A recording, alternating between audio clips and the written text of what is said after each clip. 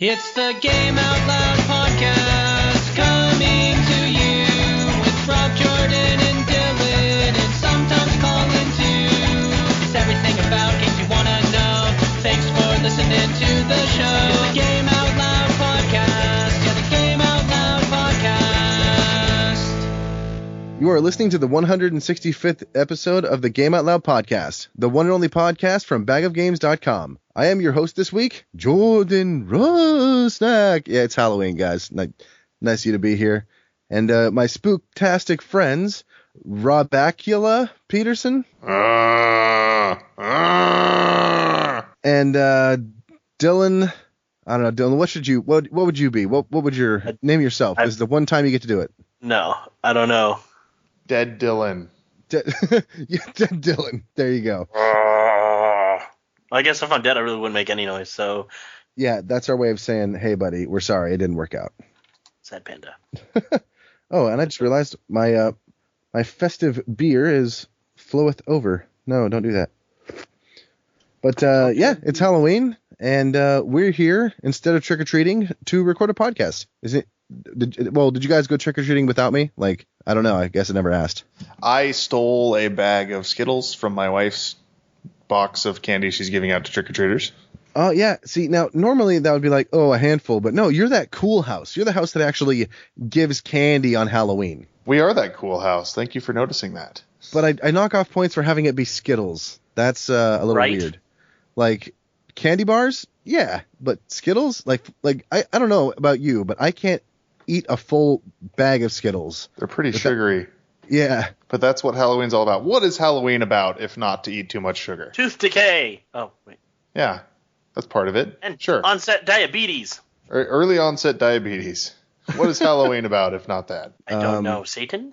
Just Also Satan. Yeah, mostly Satan. I mean, let's be honest. It really is a way for you to welcome demons into your life. Yes. And half-naked women pretending to be something else. Like nurses and zombies and zombie nurses. And Darth Vader. Yes. Wait, there's a half-naked female Darth Vader? I hope so. That's a great costume. I'm sure there's a sexy Right? Darth Vader somewhere. Gotta be sexy Darth Vader. If you see a sexy Darth Vader, let us know. GameOutLoudPodcast@gmail.com. But let's get to our what we've been playing, because I know I can't wait to talk about mine. So I can't wait to hear, or at least get Rob and Dylan out of the way. So, Rob, what have you been playing? Halo 5. What? Halo 5. Halo 5 came out this week, you idiot. Is that a... Get with the program. Is that a boy band from the 90s? Halo 5. Yeah, the Halo 5. Starring Justin Timberlake, Lance. That's the only one I know. Who else is in NSYNC? I don't know. Well, I figured it'd be like a mixture of all of the 5 boy bands. Yeah, it's like a dude from 98 Degrees, a guy from the Backstreet Boys, someone from NSYNC, someone from... What's the other one? Boys to Men? I don't know. Boys to Men? Is that one? Heck yeah, dude. Boys to men. All right, someone from Boys to Men. There you go. That's the Halo 5. Halo 5, yeah. That was only 4, but we can work with that. So one of them, they're like collectively so cool that they just equal 5. They by their powers combined, they create the 5th member of the band. Yes. Captain Planet, yeah. Even Captain Planet required 5 people. Anyway. And the 5th is you, dear listener. Oh, yes. There you go. Perfect, Dylan. Good job. Yeah. Rob, what have you been playing? Halo 5.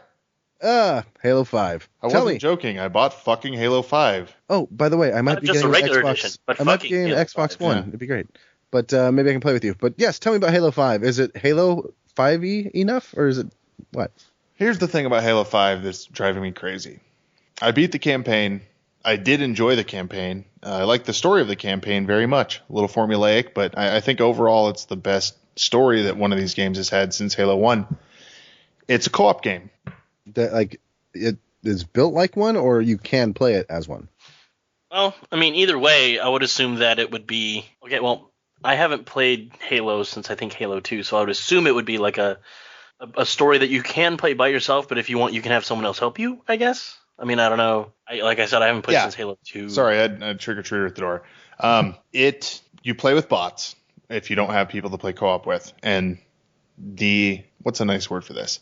Idiots at 343 decided to not have couch co-op in this game. So What, like really? my brother comes over to play Halo 5. We're switching off. So it's set up to be co-op only, and you can't even play it with buddies on the couch. You have to play it online. So that drives me nuts. And the AI isn't even that good. There's certain things about it that are impressive, like the way they maneuver the environments. But as far as just like being a useful set of buddies to help you, especially on the higher difficulty levels, it doesn't cut it. Like through the whole campaign, I was wishing I had friends to play with. And the thing is, Microsoft is distant second this gen. Almost all of my friends, you guys included, have PS4s, not Xbox Ones.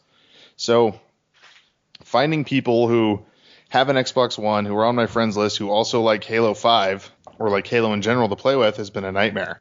So that's my biggest complaint. Like the game itself plays great. They've really polished up the weapon feel from Halo 4. The level design's really good. It's very action-packed. It runs buttery smooth, locked 60 frames per second. It looks great. It's just, man, it really hampered my experience to not be able to play with my friends. And That seems like a really strange thing. I mean, I understand It that does. multiplayer is like almost required this day and age, but really no couch co-op? Sorry, Dylan, didn't mean to cut you off. No, I agree completely. As my sentiments exactly what you were saying is, I would expect there to be at least some kind of proponent to couch co-op. Yeah, couch. Is that right? Couch co-op. Yes, Yeah. couch co-op. I usually just say co-op, not couch co-op. yeah, it's crazy because I have plenty of people who would love to come over and play through a co-op Halo game, but those people don't own an Xbox One. So really stupid choice there. Beyond that, I don't really do competitive multiplayer. People reviews are mixed so far, but I think you get that with any new Halo game. Like there's lots of purists out there. The impression I got from playing the beta or alpha or whatever it was earlier this year was it was pretty damn good. Everything felt really nice. Like I said, I can tell just from playing the campaign, the weapons feel really good, really clicky, really satisfying to use. The game's very fast, and it's 60 frames per second, so it's very fluid to use on the Xbox One controller. I don't know. Maybe I'll dip into that at some point. But like I said, if I had friends to play with online, it would be a lot more likely that I would do so. But again, that's the type of thing like can have some people come over, crack some beers, play split screen, Yeah, I can definitely get that. It'd be way better, but and especially because they made like co-op when like high def TVs weren't like always a standard thing, right? So having a huge screen where you could basically have two square screens right there, it'd be like perfect. I don't know why they wouldn't go with that. I mean, you're right. Like I remember when you would play like GoldenEye together.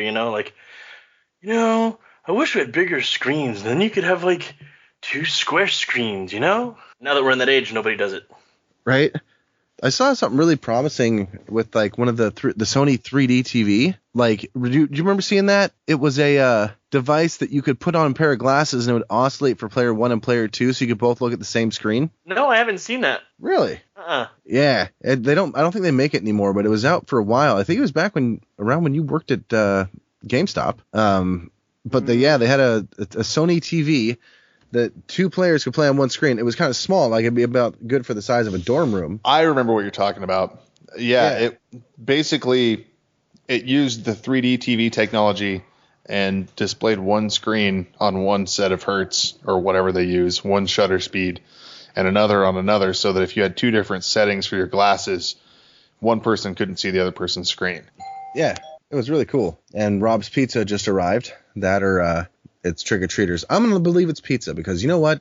Damn it, I like pizza. But I've never been a huge Halo fan. Not pizza. Not pizza? No pizza tonight. Why not? It'd be a perfect night to get pizza. It's Halloween, man. You got to celebrate. Yeah, if you like waiting really, really long times to get your food delivered, I guess. Well, no, you just True. true. True. Anyway, yeah, that's it for me. Like I said, I really enjoyed the story in Halo 5. If you have buddies, like if your crew is all aboard the Xbox One train and you have people to play with, like get it. Definitely get it. It's really good. But if not, there's a lot of disappointment to be had here. No good indeed. But maybe I'll like I said, I might be picking up an Xbox One sometime soon. So if I get a good discount on it, so Yes, it'll be fun. There's some good Black Friday deals coming out. So everyone buy Xbox One so I can replay the campaign with you.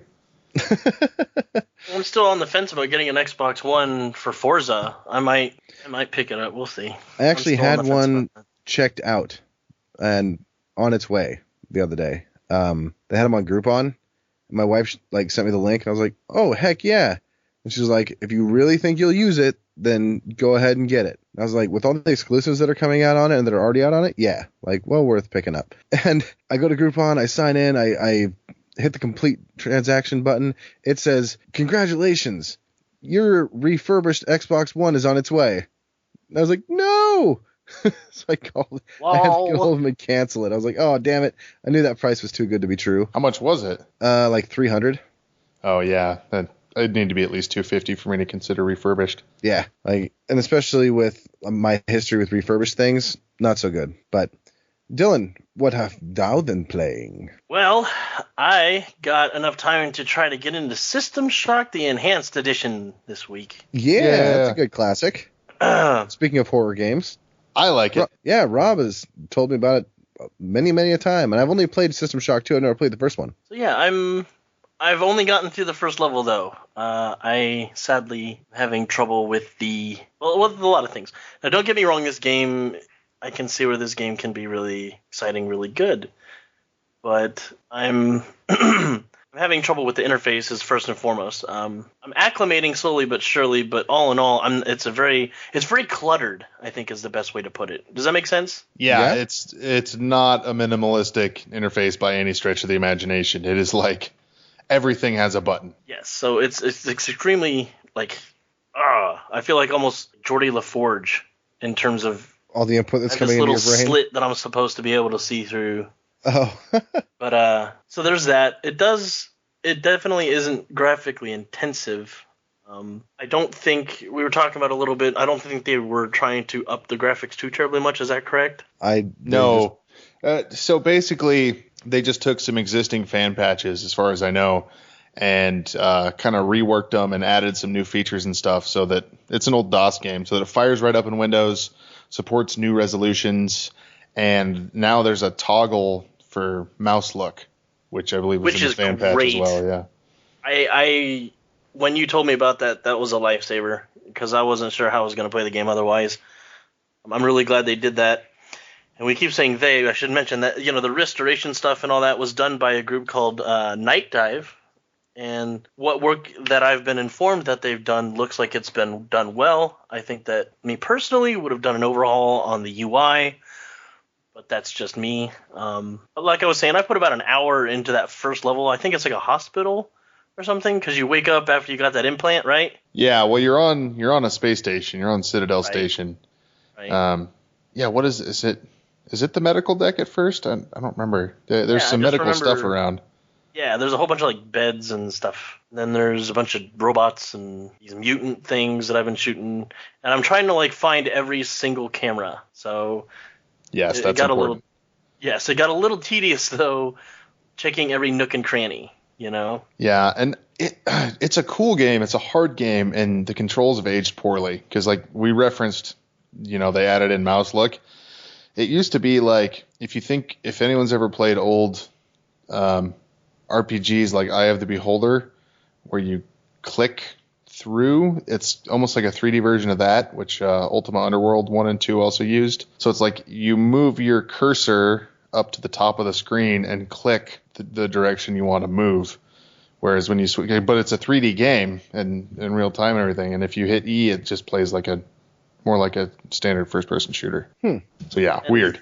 It's not like System Shock 2 with its basically, it shows its age, but it controls and plays like a modern game. Right, and I think that the biggest thing, one of the more interesting things is the text. When somebody's speaking to you, the text of what they're supposedly saying doesn't match the audio that's playing. They'll call you over a comm system or whatever, and the text that comes up does not match. I didn't notice that when I played it. Yeah, it does not match. And so I was kind of like, what? How so? How bad is it? It can get pretty bad. Some of them can be completely off base. They're dealing with the same subject material, trying to convey very specific information, but the words and stuff like that, you're just, the words and the wording, catchphrases, all these things that they try to use you can tell that it almost got rushed because the audio and the video, or the text don't coincide, and you can almost misconstrue what's being said in comparison to what's being read. Huh. Yeah, I got a little confused at first. I was like, does that mean no? What? 'Cause I just, we take it for granted that just one matches the other always. So, not so in this case. But I got obsessed with once you kill something, you have to search his body, and then you sit there like, I was always trying to fend off this sneaking suspicion that I was gonna be sitting there trying to screw around with my inventory and get killed somehow. Luckily, it didn't happen. I just kind of gutted through it. But all in all, it's a fun experience. I'm willing to give it time. I just needed a break. It was definitely taxing on me for a bit. Yeah, especially if you didn't play it back in the day. Like, if you have the muscle memory, that. Yeah, if you have the muscle memory for it, it's easy to jump back in. That and the appreciation of the graphics and the UI, like I could see back then it would be like, wow, that's great, But nowadays with the WASD and all that, like I don't know, inventory buttons and I don't know, there's these panels now, and I guess I'm just getting old and senile. That must be it. That's the answer. Yeah, It'll grow on you, man. That's what I'm hoping. I'm still not completely sold on it, but I'm still willing to give it some time. I just need a break. Gotcha. It happens. Does indeed. So that's one of the games I've been playing. Another game I picked up recently was a game called Hacknet. Yeah, you mentioned that earlier. Yeah, it's a terminal-based hacking game. And there you go. The tutorial is very interesting. I don't know if it has anything to do with the actual plot of the story, but from what I've been told, like this game is like super awesome in terms of story, but there's no walking around or anything. You're literally sitting there and typing or clicking on something.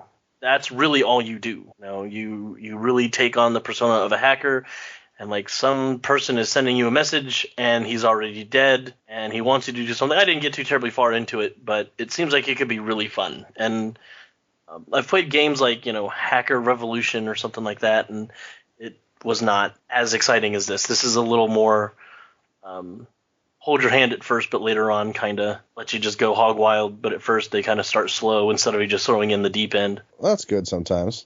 Yeah, your knowledge of DOS will come off. Like, it will pay off so much.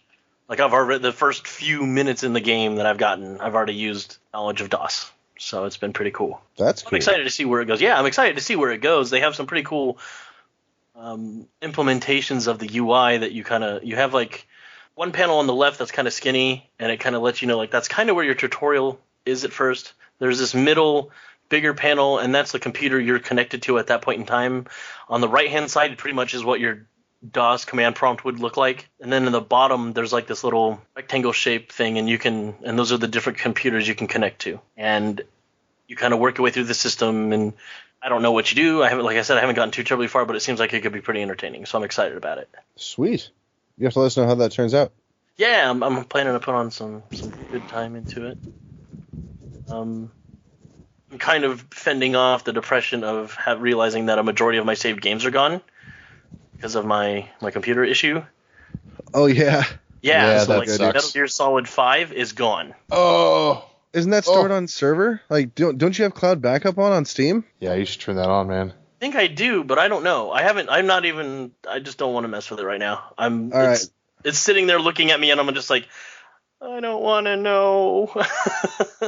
I think I do. I think I do have cloud. Right now, you, sir, need to go Steam to cloud synchronization, right? Yeah. Yeah, I think I do have that. Settings and cloud, and enable Steam cloud synchronization if it's up. It is enabled, so I might be able to. Sweet. Have you tried playing Metal Gear Solid 5 yet? Not on the new computer. So it may be there. You don't even know about it. Well, it was saved on the C drive, and the other games that I had that were on the C drive that had saved games, those are gone. Like, nah, that sucks. That's what happened to my Witcher file. Yeah, so I'm a little kind of don't want to face the music quite yet. Oh yeah, we need to all play The Witcher too, or at least, well, The Witcher as well. I would say The Witcher 2. At least anyone who wants to be on that episode. Yeah, that is quite the undertaking. This is if I get lost my like 30-hour character. It might be a while before we get to that episode just because Fallout fucking 4 is coming out. Right. That's going to be a time sink. And Battlefront, also another good time sink. Oh. You know you want it. And what else? Just Cause, Rainbow Six. I'm getting Tomb Raider. Oh yeah, the one with the Xbox One. That's right. Is there another one I'm missing? Nothing else comes out big this year, does it? I don't think so. Some stuff got delayed. I mean, there's COD, but I think we made it pretty clear we're done with that on the show. Yes. Not a fan. Not anymore, at least. Battlefield all the way. Ass Creed. No one cares, right? Yeah, I was. you ruined my joke. I was gonna be like, yeah, so you know how the new Assassin's Creed came out? Well, you go like, yeah. It's been a year. Yeah, and say, well, no, like you know how that came out, and it's like, so I've been what I've been playing this week, and be like, oh, and then someone be like, you're playing Assassin's Creed? Like, no, The Escapist. I don't get it. I'll explain it to you when you're older. Anyway, Dylan, what else you been getting? That pretty much sums it up for me. Been playing the usual, Battlefield and You and Rocket, Warframe. Prison Architect. Yeah, that's all gone. Oh no, you're right. Shit, sorry. I had a prison that was almost valued at $1 million, and one of the Steam achievements is to sell a prison that's at $1 million value. I was at $940,000, and no, it's not that easy. It takes a bit, and so all that work and all that time that I've dumped into that freaking prison is gone. That sucks, dude. So I kind of just stopped Prison Architect for a little bit. Just like all your games, you should just might like get have a new cloud Steam save. account. Nope, I already checked. Well, I thought most games did have cloud save nowadays. Nope, not that one. Just not the ones Dylan plays. Seriously, all the ones that I decide to play. All those clicker games you play. All your clicker games are deleted too, aren't they? No, those are good. Clicker Heroes is good. Really, that has a cloud save, but that's fantastic. Oh, the humanity. That is great. But so I guess it's up to me, and yeah, so I guess I kind of spilled my beans. I've been playing Bean Spiller. You watch your mouth. I've been playing The Escapist, which Dylan playing the simulator game. I wanted to play a prison game too, but I didn't want to spend the money for the the Prison Architect, so I got The Escapist, and it's kind of an interesting idea considering the fact that in the Prison Architect you have an escape mode, right, Dylan? Yes. Did you try that out at all? Yes. Can you play your friends' prisons? I think what has to happen is you have to download them. They have to upload them to the Steam Workshop or whatever, then they can download them. Ah, okay, so that's still kind of cool. Yeah. But this is a single-player version where all you're tasked with doing is escaping prison. And I am really bad at escaping prison. I escaped in less than 2 days. What? In your prison? On both prisons. In The Escapist? No, in Prison Architect. Oh. Sorry, I was talking about The Escapist. Oh, well, nobody cares. Ouch. Actually, I care a lot. I'm sorry. I shouldn't have said that. I love you. You're the reason to start Wait, no more. That escalated quickly.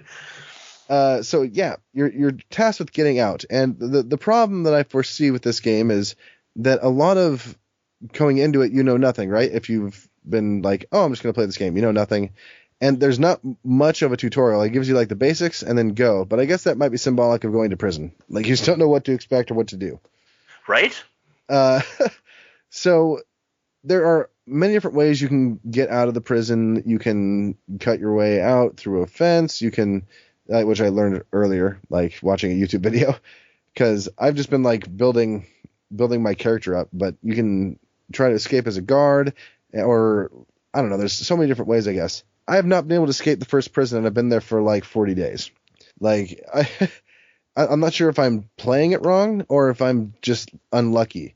Because in order to craft things, if you've never played the game before, you have to find notes with crafting recipes on them, and usually buy them from inmates, or you find them laying around somewhere, but mostly you buy them.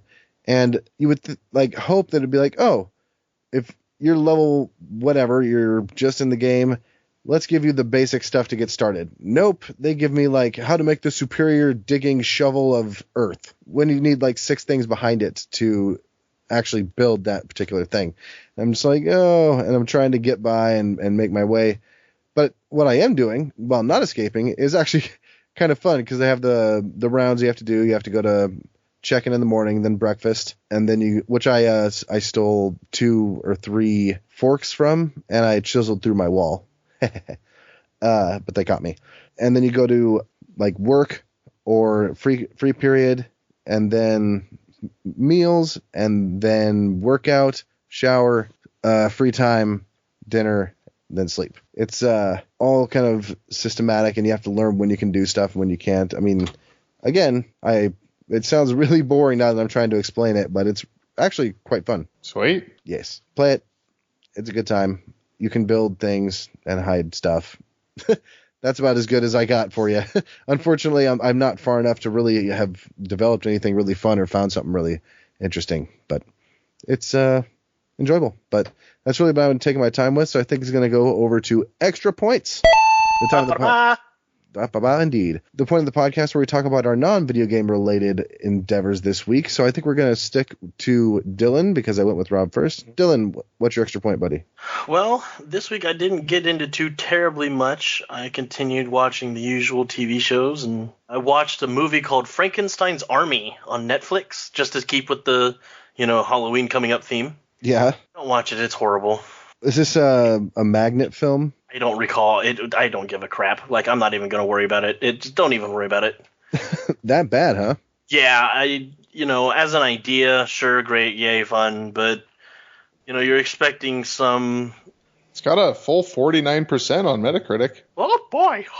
A 4.9 out of 10 user score, so, So I just decided to give it a shot, and anyway.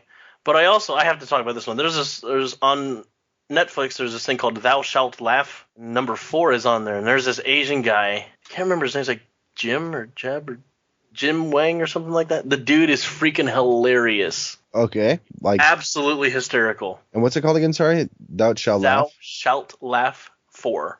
Okay. And it's, clean humor. There you go. Joe Wong. Great. Joe Wong? Is it Joe? Joe, yeah. Joe, dude, that dude is freaking hilarious. If you can look up the Thou Shalt Laugh 4, Joe Wong, I guess maybe as an Asian I understood it better, but dude, I laughed so hard I was crying. That's My dope. sides hurt. It was great. I love a good comedian. Yeah, I need some new comedy, too. It's been a while since I've had a good new comedy. I would highly recommend it. And it's nice because it's clean. You don't have to worry about, I personally don't have to worry about it, but if you have kids in the house or whatever, or you're at work, you can listen to it. It's funny. You don't have to watch them to get the joke, but... And because you don't have kids and you can have headphones at work, you should watch Joe Rogan's podcast they have on Netflix. Or sorry, Joe Rogan's comedy thing they have on Netflix. It's pretty darn good, too. It turned me on to his podcast. Yeah, he's pretty funny, I guess. I didn't know he was a comedian until I saw that.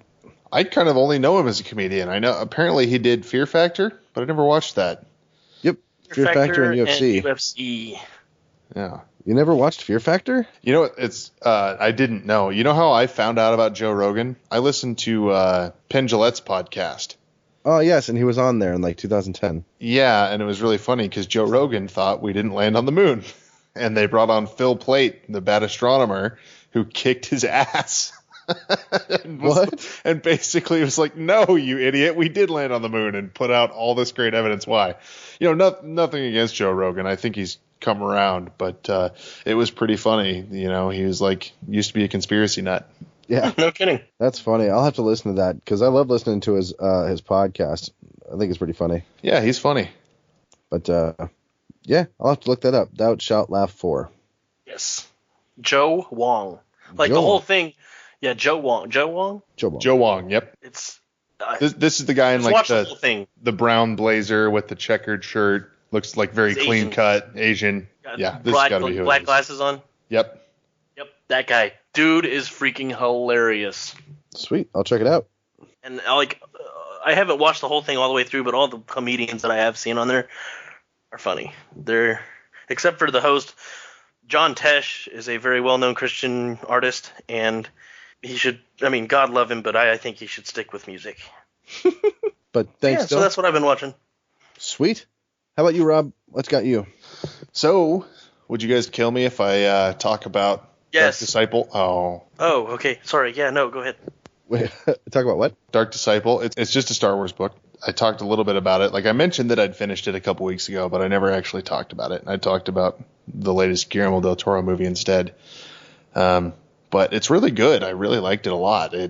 When is it set?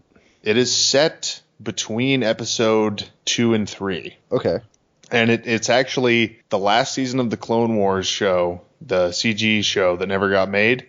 this was a story arc from that about Asajj Ventress. Have you guys ever seen that show at all? I have, and I do know Asajj. How about you, Dylan? I'll take that as a no. I don't think I do. Okay. Well, you're a Star Wars fan at all, Dylan? Yeah. Okay. So check out the Clone Wars. It's really good. So Jordan, are you caught up on the Clone Wars? No. I never actually watched this series. I just know who Asajj Ventress is. Okay. Well, this is her arc after what we see happen in the Clone Wars. I'm trying not to spoil anything, but basically, like, we get to see her character finish developing. And Quinlan Voss, is that a name that rings any bells to you, Jordan? It sounds familiar, but I don't know what it's from. He was big in the comics, apparently. I never read any of the comics with him in it, but he had like a big Dark Horse presence that they brought into the Clone Wars show. And when they brought him in, apparently they kind of like changed his personality. They made him from this dark, almost like gray Jedi guy who flirts with the dark side into like a smooth talking, really fun type character. Mm-hmm. And part of, I think, what this book was trying to do is bridge that gap, like get him back to that character people like, who is really on the razor's edge between the light and dark side of the Force. And so he gets assigned with Asajj Ventress on this really important mission, and you get to see their relationship grow. And like the plot's really good. It reads like an arc from the show. The voice of the writers from the show carry through completely, and I really liked it. Well, that's good. Yeah, I love a good Star Wars tale, man. Like, there's nothing better when it comes to fiction. Absolutely, and especially a good Clone Wars tale. I really think the Clone Wars CG show, at its best, was as good as anything Star Wars has ever been. I never dug on that time period. I didn't either. Oh, really?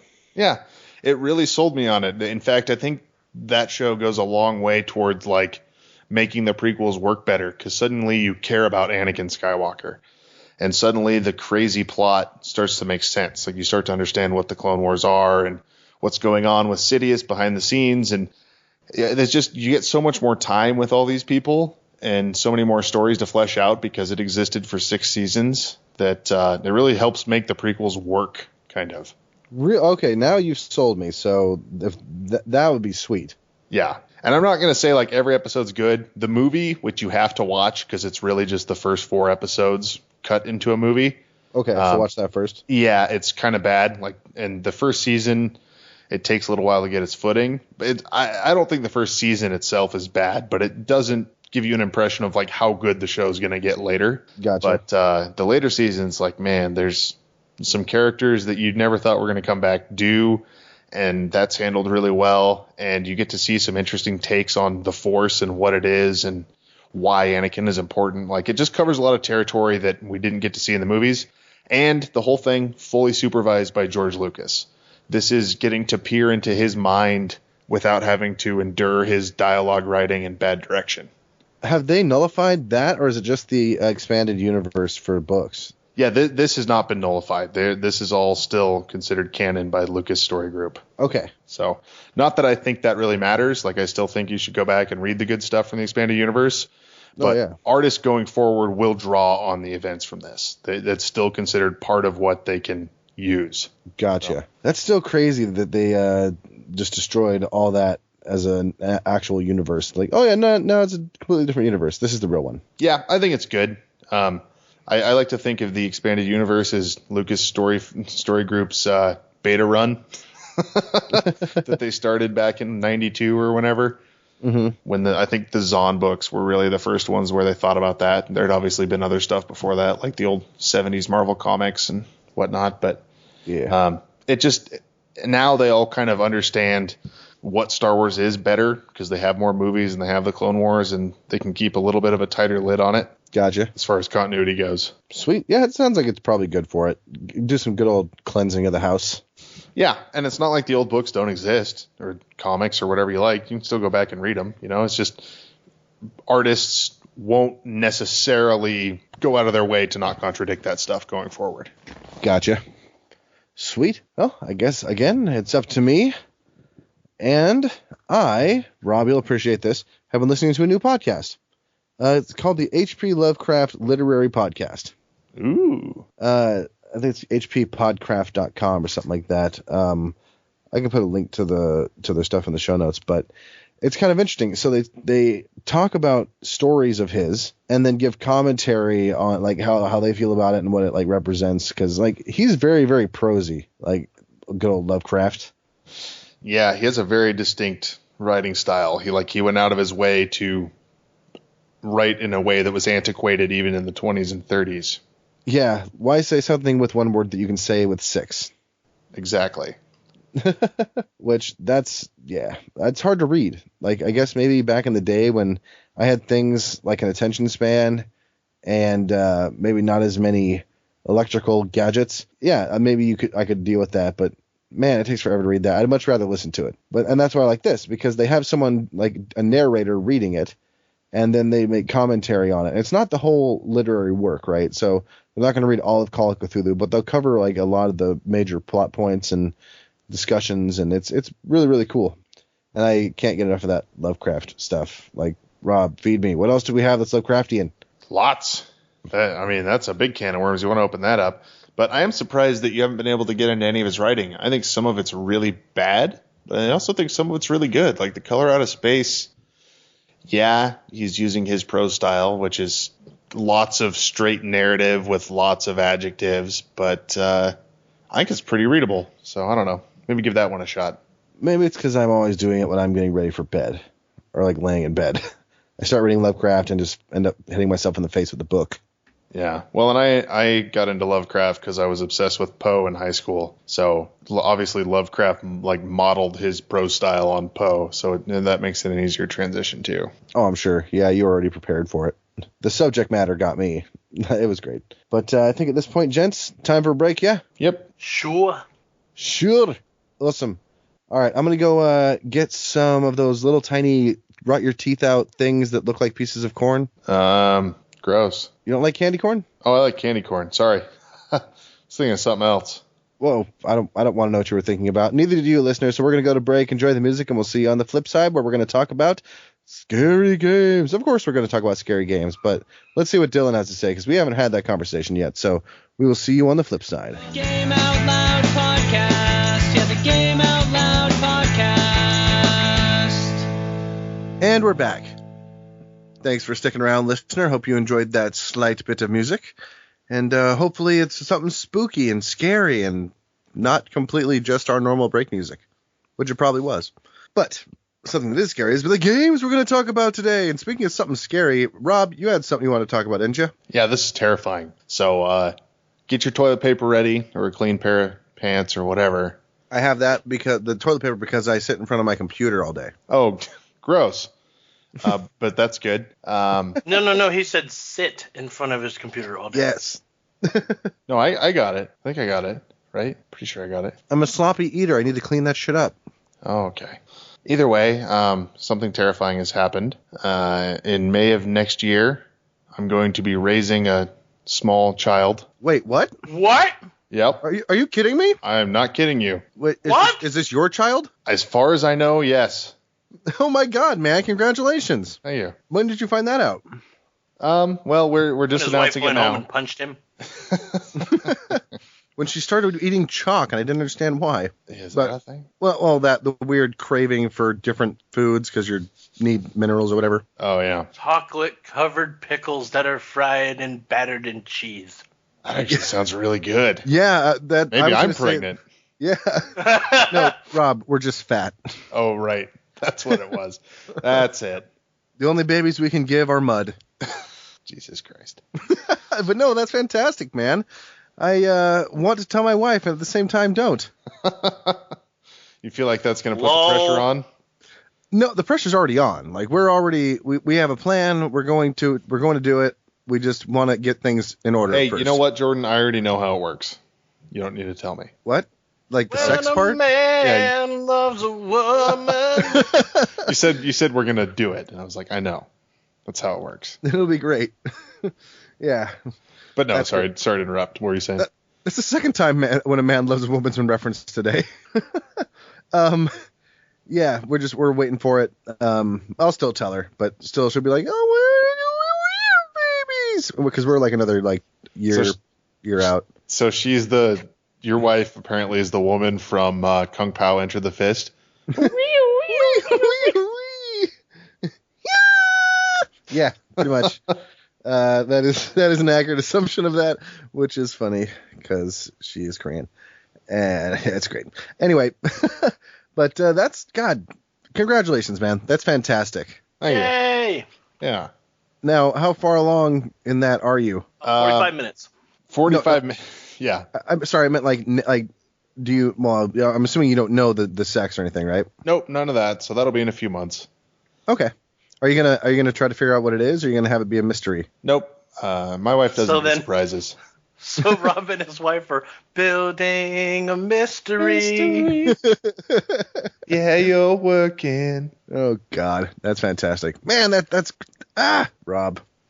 Congrats, man. But that's not scary. Scary is the next 18 years that come ahead of Yeah, it. especially the early teen years. That's a scary time.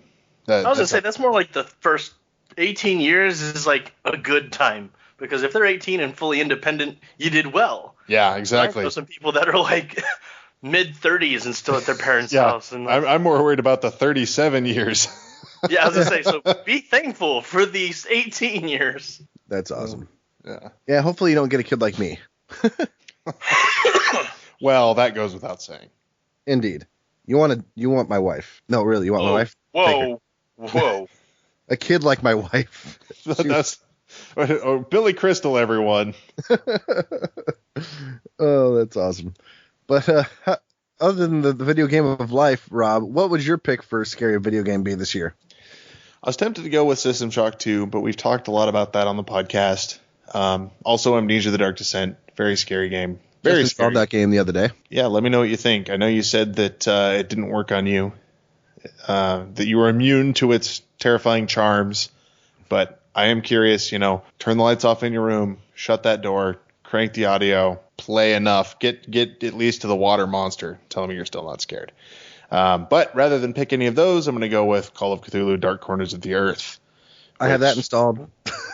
Yeah, and you need to fix it so you can actually play it, because it's a very good game. Even if I weren't such a Lovecraft buff, I think I would like it. It's like this weird combination of first-person shooter, but you almost never have a gun, first-person detective game, first-person horror survival game. There's really nothing else that's kind of replicated the mix that this game offers, and it builds mood really well.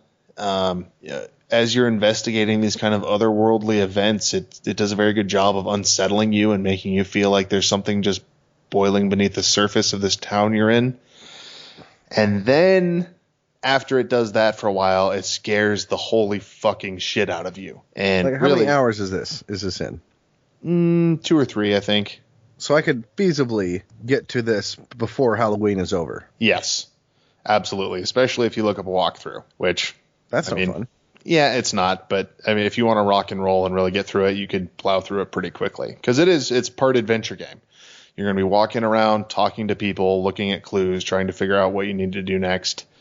But it just, I don't know, it has all the things I like about horror in it. It's a period piece. It has a lot of film noir or hard-boiled detective elements, but kind of flipped on their head, because you aren't really a hero. You're a Lovecraftian hero. Which means you aren't the hero at all. You're just the guy who ends up in the insane asylum at the end, presumably. So you do get to see some monsters, and there is some combat and all that, but mostly this is a game about hiding from what's scary and really being scared from the situations that you're put into. How long can we carry out this pause? I don't know. I just wanted to see who would talk first. Okay.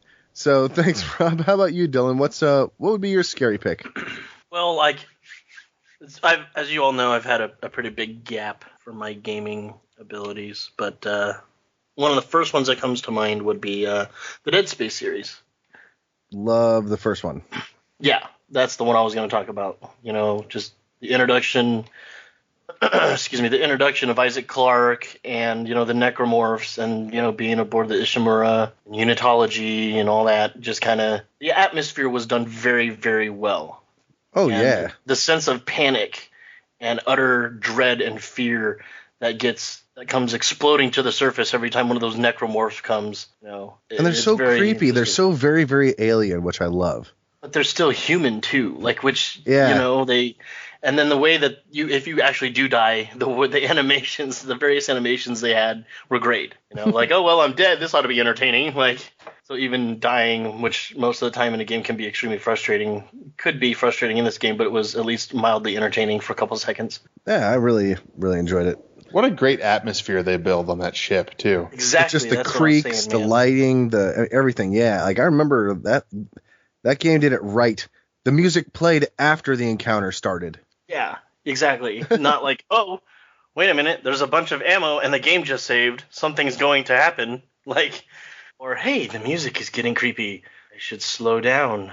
Yeah. No, Nope. It was like, holy crap, your pants, and then, by the way, You found your pants? Or were they just laying around? crap your pants. The way you pause is, holy crap, your pants. Holy crap, your pants. Holy crap. Appeared out of no pants. No. No It was you're right, that atmosphere was great, and I remember just kind of being able to immerse myself with all the lights off, and it wasn't one of those like keep you awake at night because you thought a necromorph was in your house, but it was one of those like while you're playing the game, your stress level is just through the roof. Yeah. You're just like so high strung. Your And then they dog make licks you your try hand, to- and then you punch your dog. You're like, what the fuck? Damn it! I'm sorry. Are you okay? I love you. God. Sorry. Don't run. Okay, you are bleeding. Okay, let's go. Jesus, that's a little more than I thought. Bleeding dog. Poor puppy. You don't know this from experience, do you? No, you always had cats. You didn't hit a cat, did you? Yeah, I had 2 cats. No, I said, did you hit a cat? And you're like, yeah. Oh, no, my bad. I thought you said, did you have a cat? I was like, yeah, I had 2 cats. Yeah. No, I never hit a cat. I always pet them. Yeah, but they're much better to my- pet. My cats were outside cats, and they had this beautiful tendency to leave me gutted animals on my bed every time I came home from work from Panda Express. Sweet. Look what we did, Dad. We love you. Do you like it? This one's actually not dead yet. Can you please? I'm just gonna throw it out the window, and you guys are gonna run after it and be like, "Why doesn't he like it?"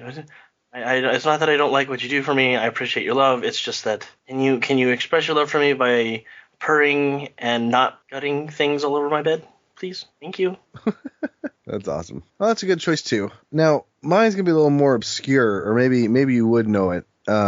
Wait, I'm having deja vu. I didn't talk about this game last year, did I? Did I talk about The Suffering? I believe you did, yes. Oh man, I thought I was being so clever.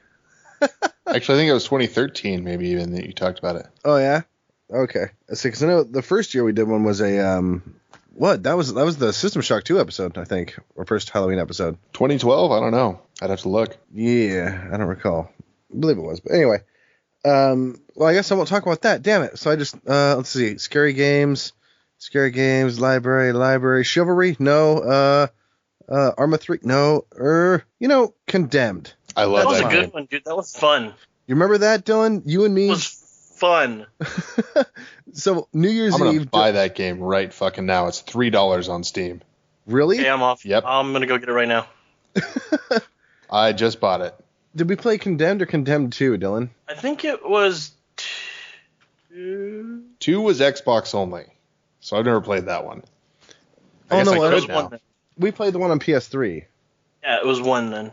I don't think 2 So 2 was was on Xbox PS3. only. Criminal Origins.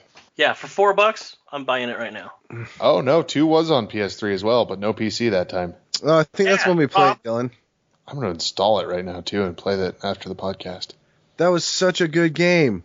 Like, It was so much fun, dude. Dylan and I came back from Idaho, hung out with Dylan. We went and I got a PlayStation 3 with my Christmas money. And bought way! Yeah, I remember you were so excited. So was I.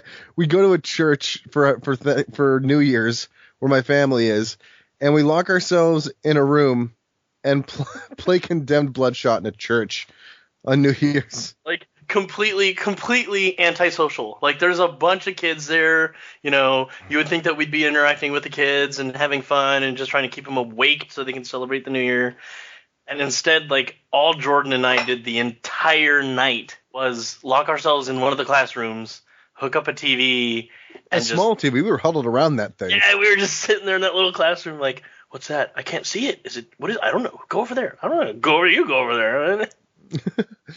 Such a great like body horror game, right? Like, is that the term for it? I don't know if I'd call it body horror. I think of body horror as being like, why am I blanking on his name? David Cronenberg, like The Fly or Videodrome. The Human Centipede. I haven't seen that. Can't Don't. comment. I'm familiar with what the titular situation is, but that's all I know about it.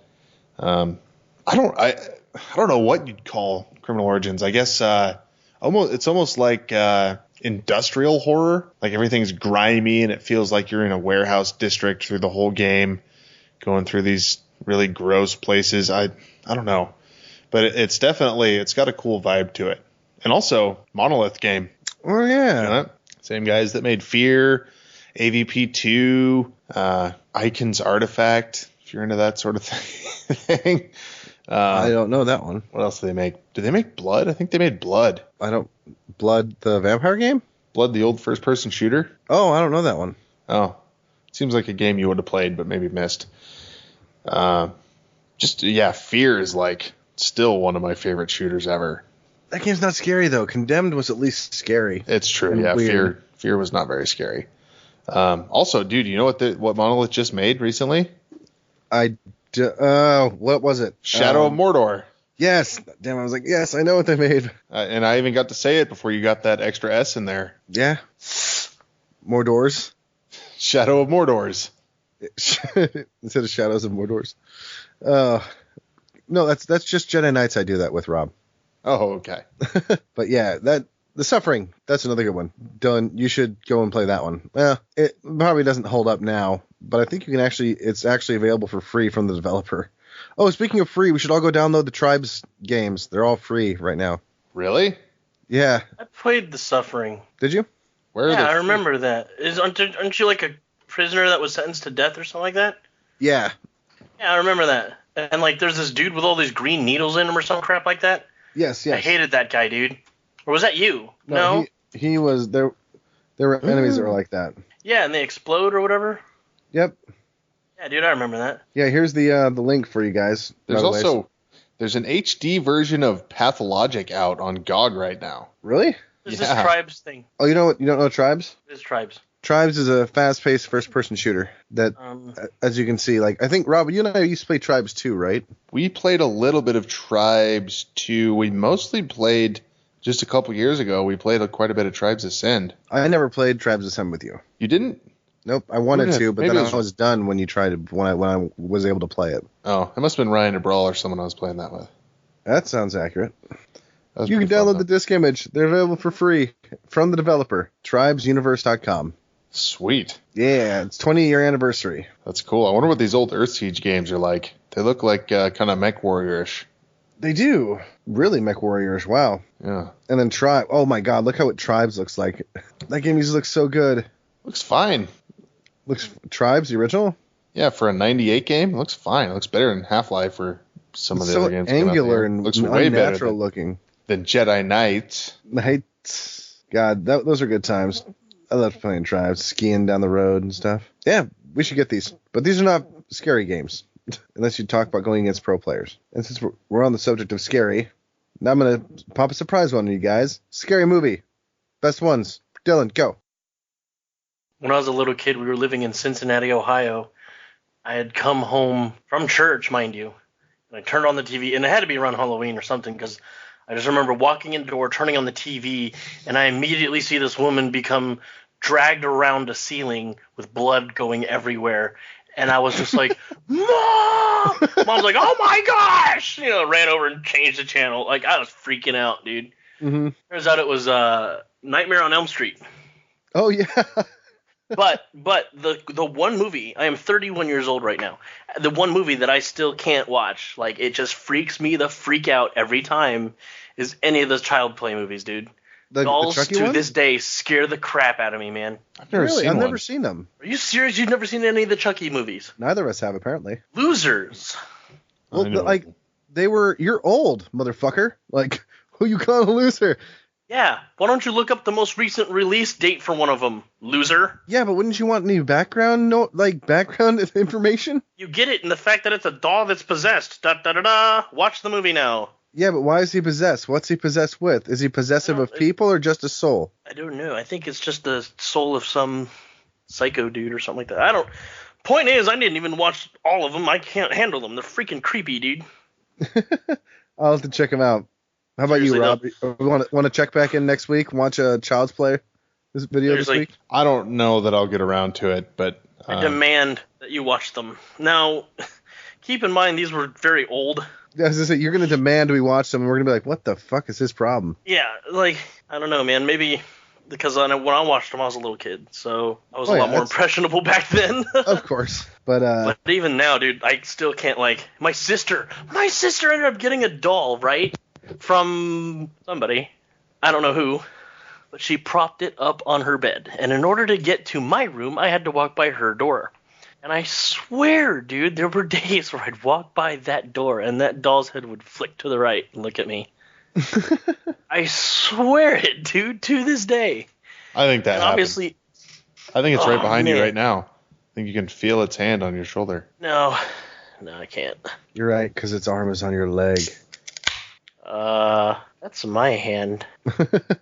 But yeah, Child's Play. Okay, Rob, how about you? Ugh. Can I do two? Because I just thought of two, and they were fighting I each did other. too. And I didn't get to a winner yet in my mind.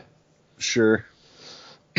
First one that came to mind is called Carnival of Souls. It's a very early indie film made in 1962, Mm-hmm. and it's not super crazy scary. It's just deeply unsettling. Like it's a movie that I bought in one of those Best Buy 50 bad horror movie DVD collections. Yeah. But this one it is pretty good. It's pretty well made. It's about a woman who moves to Salt Lake City, Utah, and becomes an organ player at a church there. Mhm. And she had survived a car accident, and you get the impression that like she wasn't supposed to survive, and so the world of the dead seems to be coming after her, and it's full of very unsettling imagery and very, I don't know, there's a lo-fi quality to it that makes it even creepier. Like it's black and white, it's mono sound, a lot of the sound work isn't very good, and it's just kind of like it's a good movie to watch on a stormy night and kind of zone out and get in the vibe of it. And yeah, like I said, there's some very unsettling imagery in it. Like one of the people that she keeps seeing, she's having these visions of dead people, is just scary. Like he's the type of guy you don't want to imagine him looking in through your window. You know what I mean? So that's one. The other one is Trick or Treat, which is nothing like that at all. Yeah.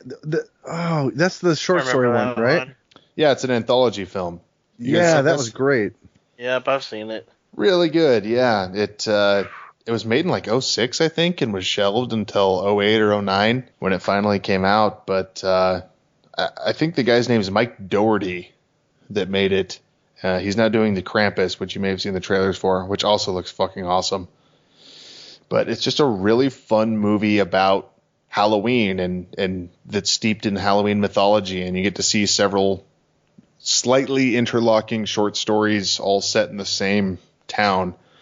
And it's scary, it's funny, it has a really fun tone to it. It's just like it just celebrates Halloween really well, and it's really well done, and it's just fun. It's just a fun kind of old school scary movie anthology. Yeah, I enjoyed it. Weren't they making a second one of those? I hope so. I'd watch one a year just about, like they do with some of these franchises like Paranormal Activity and Saw used to. I would totally have like a Trick or Treat a year. Yeah, I'm with you. I thought it was fantastic. And as for me, I think I'm gonna stick with again. I got scared as a youth, and it still creeps me out to this day.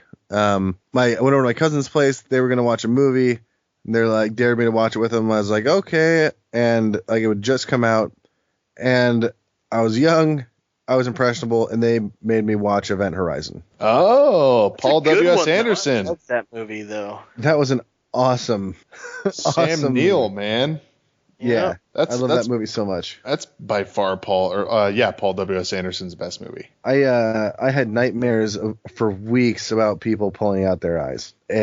and I didn't even understand everything that was going on. But as I've grown up, of course, I've watched it again and again and again. And there's just something about that movie that is so great. The ship that goes to hell and comes back. It's a good movie. Did you see that when you were growing up, or did you see it later on? I saw it at a young age. How about you, Rob? I saw it later on, which is weird because, it got terrible reviews. It's by a director that I can't stand. But something about it just intrigued me, and I watched it. And yeah, I'm not going to call it a great movie, but it's a lot of fun. If you like scary stuff in space movies like I do, like Alien, or even bad ones like Sphere, or good ones like The Thing, it's kind of, I guess that's not Thing's space. a classic. Yeah. I never even saw The Thing. Oh, dude, man. no, watch the original. Watch the original with Kurt Russell. Watch the original. Hold on, that's not the original. Just got to point that out. Okay, fine. Watch the one with Kurt Russell. Yeah, watch the one with Kurt Russell. The original is like 1954. Okay, yeah, no, screw that one. Watch the one with Kurt Russell. And that's the most recent one, right? No, No. No. What's the most recent one? 51 actually was the original.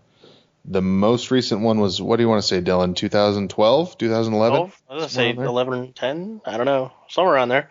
It's relatively young. Like, they went back and tried to do it all over again. I haven't seen it yet, but, like, I want to keep Kurt Russell's performance in that movie in my mind when I talk about that specific movie. It was such a good movie. They did great with. I mean, you keep in mind the time and the special effects they were capable of at the time, and they did a great job. When I look up Lovecraftian movies, that one always comes up. Absolutely. Absolutely, it should. Just because it's something that we can't understand, or what? It just kind of has his intangible horror vibe to it. It's very much like The Thing That Should Not Be. And actually, it's based on a short story called Who Goes There that was written by a contemporary of Lovecraft's. Actually, it may have even been written by Robert Bloch. Am I remembering that right? What? Who was a good friend of Lovecraft's. No, it was John W. Campbell. Excuse me. Robert Bloch wrote Psycho. That's what he wrote. But yeah, it's it's steeped very much in the tradition of pulp fiction from the time of Lovecraft. It was published in the same magazine that published some of Lovecraft stuff originally. So I definitely see the relationship there. Sweet. Now I don't know what to watch tonight. Damn it. Dude, watch The Thing. If you haven't seen The Thing, watch The Thing. Seriously, watch The Thing. It's a watch great Child's movie. Play. I can watch both of them. I'll have time. I can do it. Yeah. Sweet. Well, on that note, I think we've covered horror quite a bit, so I think we're going to bid our listeners adieu. And if they want to find us, we have some sort of system for that, don't we, Rob? Email? Morse code. Email, yeah. That's gameoutloudpodcast@gmail.com, but there's the other one. What's that one, Dylan? Morse code. So we are beep beep beep beep beep beep beep beep beep beep beep beep beep. No, the other one, the one that was more Smoke signals. I think that's just a variation of Morse code. But it still works. The answer I'm looking for is Twitter. So that's Twitter. at GameOutLoudcast.